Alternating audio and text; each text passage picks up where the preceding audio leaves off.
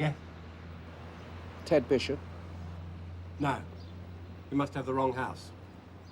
There aren't any other houses. This is Kandahar Street? Yeah. And this is number 11? Might be. It does have number 11 written on the door. Bit of a giveaway, that. You sure you're not Ted Bishop? You from the council? No. From developers? No. From the paper? No, I'm from Venus. I've come to steal your house and take it back to our planet. I've come about the room, all right? The one for rent. I rang up. Then you better come in. I'm Ted Bishop. I'm James Shelley. Pleased to meet you.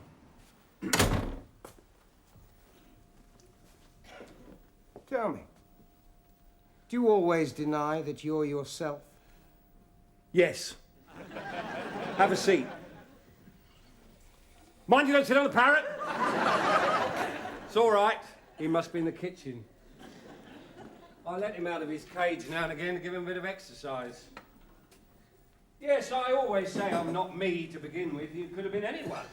Psychopath, mass murderer, Jeremy Beadle. So what made you pick this room, then? Well, I was intrigued by your ad. Room to let, reasonable rates, smokers, accountants, Germans, and especially anyone who believes in all that rubbish about astrology need not apply. What's odd about that? It's hardly the standard format. But it's worth it. I got cornered by this woman at the Over 60s Club the other day, blathering on about star signs and how I was the typical herpes in the house of Jupiter. And the Germans and the accountants? Well, that just stands to reason, doesn't it?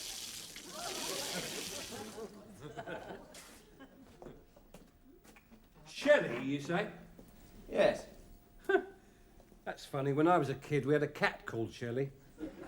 Really? Great big fat hairy thing with worms. Had it put down. Come on, then.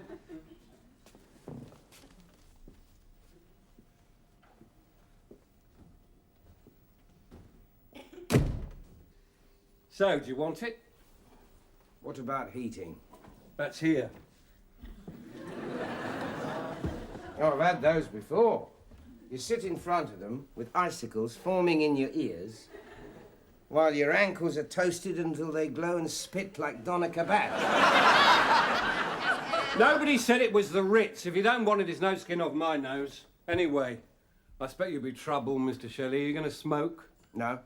Hold wild parties, stay up all night? No. Bring women back at all hours? No. Pity, might liven things up a bit round here. Well, the rent's 40 quid a week. We split the bills and you take your turn cleaning out the parrot. £40. And I'm not negotiating. I was going to say, that seems very low. Then you're lucky, aren't you? My dad was born in this room, you know. 1907. Really? Difficult birth it was. If you look closely, you can still see the bloodstains on the floorboards. Any questions, then? There is just one thing. You see, I couldn't help noticing, but all the other houses in the street do appear to have been knocked down. Yes. I don't recall any earthquakes in Streatham. They had no guts. Everybody else sold up. You see, these developer types, they want to build a hypermarket and leisure centre here. In fact, you're standing right in the middle of the gardening section. Oh, now I see why the room's so cheap. What time do the builders start up in the morning? Oh, not that early. The pile driver never starts before 8. 8:30 on Sundays. I don't think I could put up with that. Why not? I've put up with it for months. Leisure centre. Doesn't it make you want to puke? I remember when people used to make their own entertainment. Sing songs, go for walks, play party games. Bloody boring, mind you. Aren't they offering compensation? Offering me a fortune to get out, but I'm not interested. No, it's this house I want. I live here. I've lived here for 61 years. You must have somewhere like that, some building you've spent so much time in it's become a part of you. Yes, the job centre. Come on, I'll show you the rest.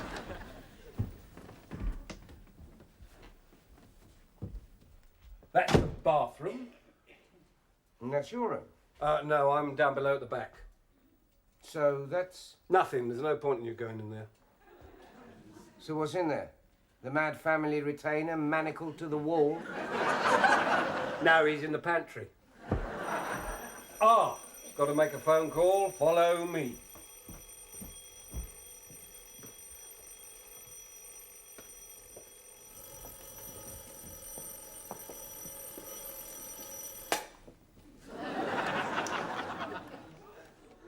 You couldn't make a noise like a computer, could you?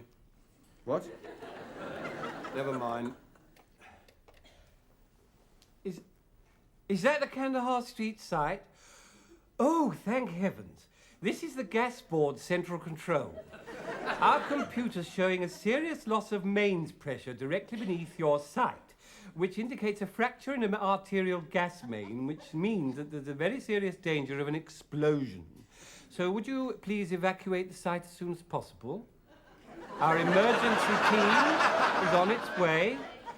Well, yes, you may not be able to smell gas. That probably means that it's building up in a huge pocket somewhere beneath you. Now, please evacuate. That got him.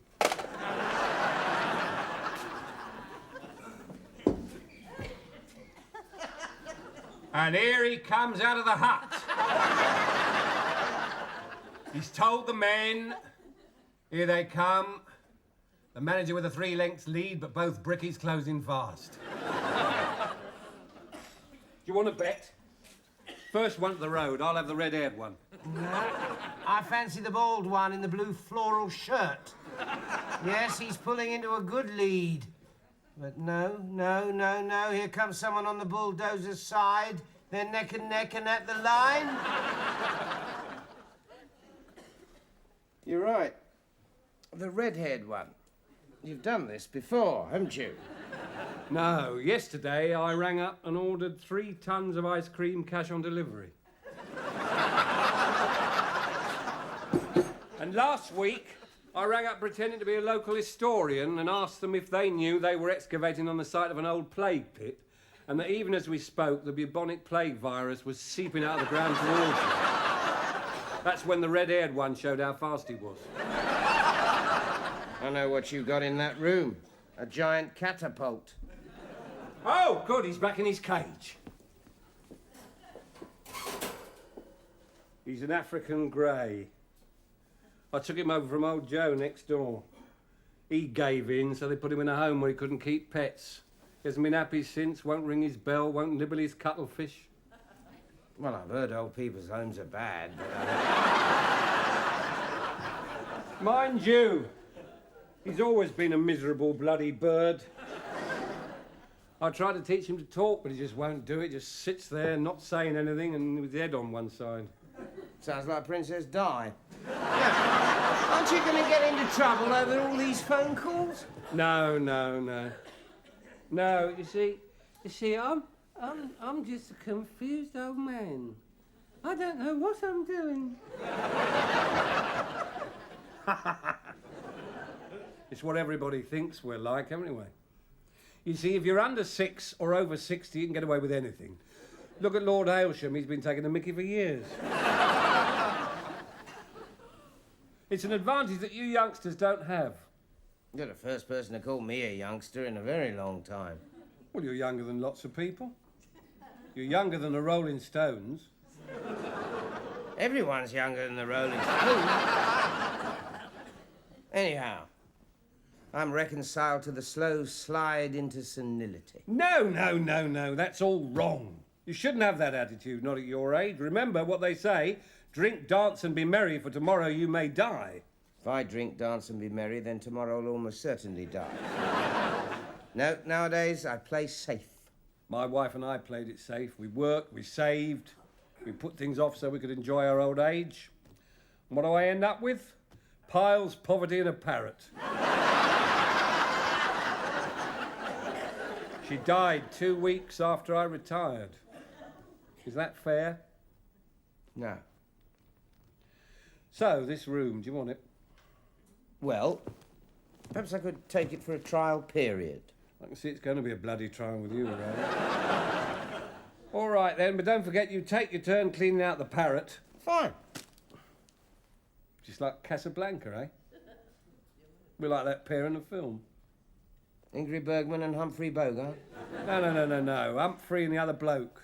You know, they walk off into the mist and he says, "This could be the beginning of a beautiful friendship." Oh, yes. On the other hand, it could be a complete bloody misery.